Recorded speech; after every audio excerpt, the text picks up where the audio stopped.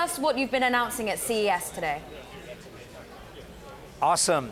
Well, first of all, CES last year was all about connectivity, and we were really doubling down, all of us as an industry. But this year, we are actually showing in live technology implementation of 4 pillars of connectivity. That is really cloud applications. That is really about collaboration of many, many technologies from Apple, Samsung, IBM, Google. And then third is customization, because more and more automation you bring in, it's getting complicated for users like average you and I. And we want to customize, bring the human side to machines, to the cars, to the home. And the fourth, which is most important for me personally, which all the US political scene has been talking about, the hacking, the cybersecurity. You cannot have connected home, connected car unless you have a secured networks around, and cybersecurity is very important. So these 4 C's of connectivity, the mega trend we are really showing here in home as well as in the car and the enterprise. You're talking about driving us in a self-automated car, coming up, and it already seamlessly talks to your garage and opens the door for you. Internet of Things in the car, talking to the home. When is this a reality, not a concept? Caroline, it's actually more than a concept now. As technology, I think technology is ready. The infrastructure, the roads and the cities, we're not ready yet to deploy, because we have 800 million cars on the road today. They are driven by human and they're not intelligent. So from the timing point of view, I think 5 to 10 years are the sweet spot where you will start to see proliferation of these technologies, where a lot of other things also have to catch up. The cybersecurity network and the whole infrastructure has to really evolve, because we cannot risk all the data and the human life and hold the network through the cloud. This is a weak spot right now. So what we're showcasing, that is ready, but OEMs, like all the German OEMs, the Japanese, the Americans, they have spent hours and hours here discussing how do we implement the cybersecurity in their cars. So really the next 3 to 5 years would be most exciting in terms of implementation. Who wins, the tech giants or the car giants? Who wins? I think consumers win, because I think we have a very clear segregation of responsibility.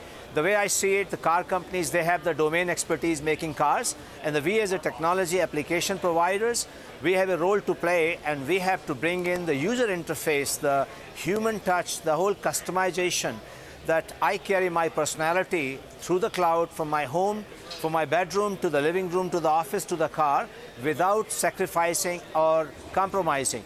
That's our role, and I think that's what we're showing. We're also showing, Caroline, here in professional implementation, working with IBM Watson, that how we can bring that technology in hospitals. So hospital as a patient, we will free up the medical professionals' time and can access the basic information, all my test results from last week, all my visitation hours, I can reach out. So I think there's a lot of technology coming. So who wins? This is the consumer, and that's what I'm really focused on.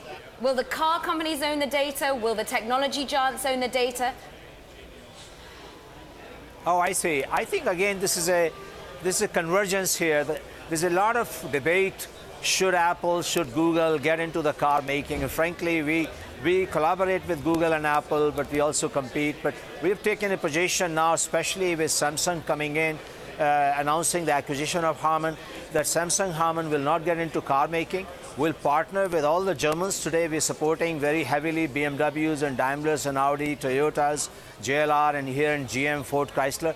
But our role is to really mature the technology and apply it, and keeping an eye on user interface, that technology is only as good as it's simple to use. That's what we are bringing to the market. So in the end, it's the convergence of car and application service providers like Harman. How is the Samsung deal progressing? How's the integration? I think integration has not started, because that can only start once the deal is consummated. Right now, the process is happening. We believe by mid of this year, the transaction should close, as the regulatory authorities are evaluating, and we will have a shareholder vote. But I'm actually very happy, because I personally visited top 10, 15 investors one-on-one. They're very happy with 37% premium they got over 30 days average price. It's a great complementary deal for the customers and for the stakeholders. It's a very strategic.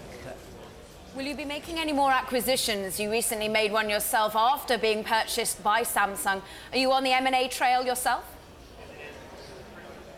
You know, I would say yes, because if you really want to be fast to the market, then you need to be alert and agile. Some things you do your own development organically, which we do, and same time, either you need to partner, collaborate, like we have announced Microsoft, IBM, Google, Apple, Samsung partnerships, or actually acquire. So speed to market, so yes, we will definitely make some unique technology acquisitions, especially in the area of active safety and sensor detection and technologies. We have the competence in cloud, we have the competence in data analytics, and we have the whole thing now with cybersecurity wrapped around.